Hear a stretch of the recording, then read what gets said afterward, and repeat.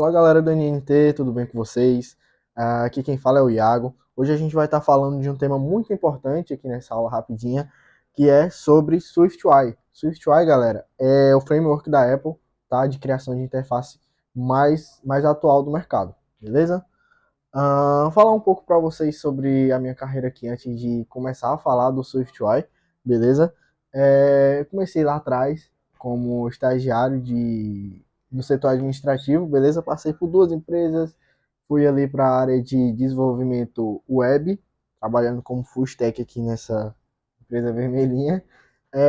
E agora, né, sou do ecossistema de iOS, trabalhando como tutor de desenvolvimento iOS aqui no NNT e também como desenvolvedor iOS junto ao Apple Developer Academy, beleza? E agora, né, voltando aqui para o nosso tópico de SwiftUI, trouxe aqui algumas vantagens. Tá? Vou falar sobre o framework e, consequentemente, as vantagens que ele tem sobre o concorrente dele, que é da própria Apple, né, o UIKit. A curva de aprendizado do SwiftUI, gente, ela é muito menor do que ao framework antecedente dele, beleza? Então, a construção declarativa de views, que é justamente a segunda vantagem, torna essa curva de aprendizagem muito menor, né? Torna a construção de views mais fácil, né, para pessoas leigas, até para pessoas leigas na programação. A reatividade dele, né, a questão de eu mudar uma variável e ela já conseguir automaticamente fazer o reload da minha tela, também ajuda bastante para quem está iniciando e torna, né, essa curva de aprendizado mais fácil. O gerenciamento de memória, tá? No framework antecedente dele, todas as views, né, eram tratadas ali como classes, e classes possuem referências, essas referências ali podem ser cíclicas, e isso pode acabar gerando falhas de memória, né, vazamentos de memória. No SwiftUI não, né, ele usa structs, né, estruturas ali para toda a construção de interfaces e views, então isso torna o app memory safe, beleza? Multiplataformas, um código feito em SwiftUI, ele consegue facilmente, se bem feito, rodar tanto no ecossistema iOS, tanto no ecossistema iPadOS, tvOS, watchOS, o código se torna ali multiplataforma, beleza? E todas as tecnologias mais atuais da Apple têm suporte, algumas, né, têm suporte unicamente com o SwiftUI, né, e todas no sentido geral têm suporte para o SwiftUI. Algumas estruturas, algumas tecnologias, né, que talvez vocês aí que me assistam estejam acostumados a utilizar no iOS, né, alguns aplicativos utilizam o que a gente chama de Live Active, né, quando você inicia ali um processo, seja um processo de delivery ou alguma viagem em aplicativos, e o carrinho lá começa a se mexer na sua tela de bloqueio, pronto, aquela feature ali, ela é exclusivamente para SwiftUI, tá? Então, mesmo se o projeto ele tiver ali todo construído em UIKit, essa parte específica que faz essa tecnologia é em SwiftUI, beleza? Boa.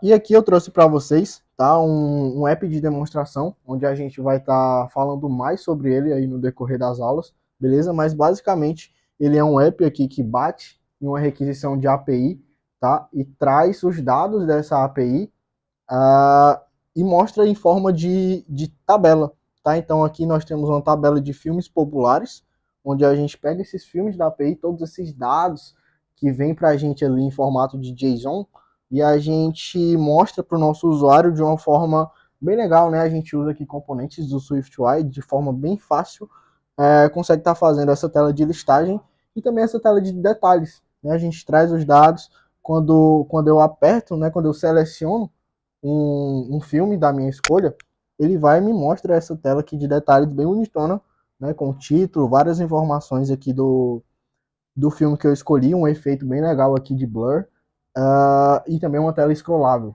certo? Uh, Nesse nosso aplicativo de demonstração, nós utilizamos aí, um aplicativo simples, tá, com poucas linhas de código, e que já utiliza bastante coisa do SwiftUI. Tá? A gente utilizou a parte de construção de interface, utilizando um protocolo chamado Vue, tá? Que um struct assina esse protocolo e aí a gente consegue construir uma view ali dentro dela.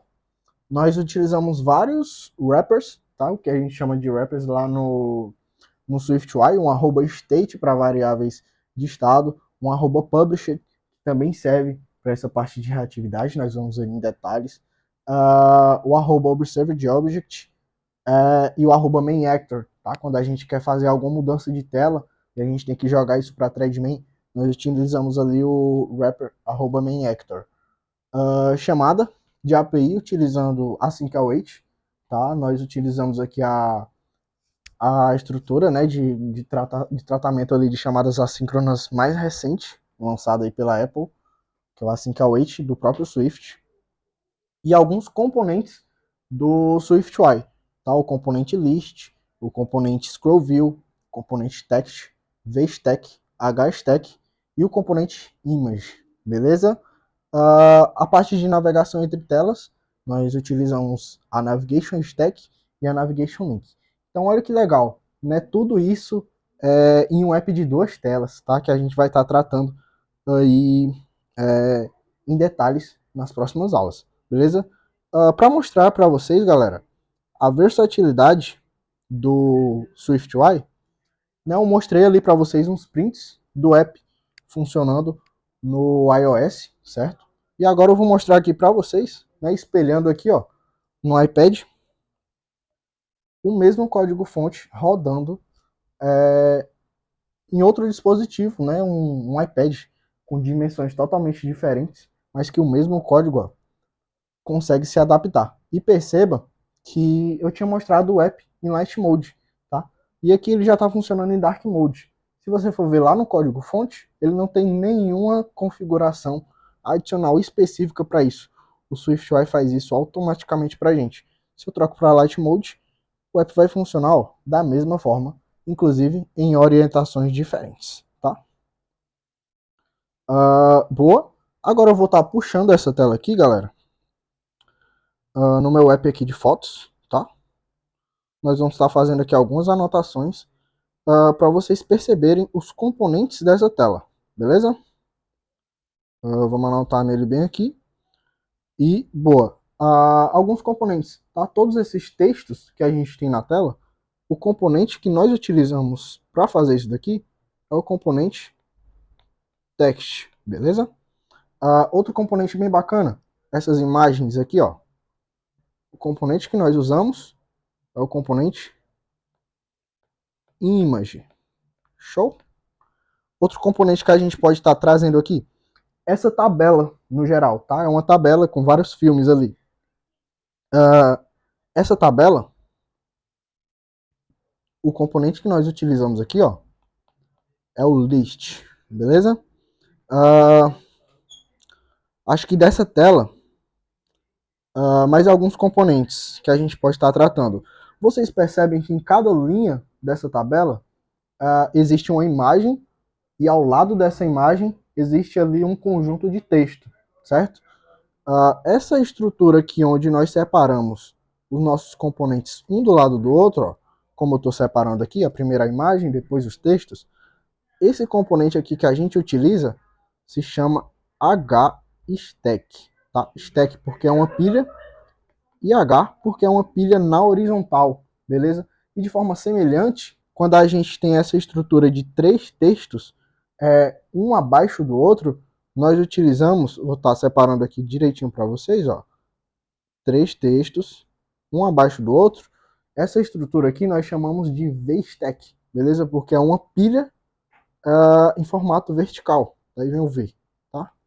Então nós temos aqui a VStack.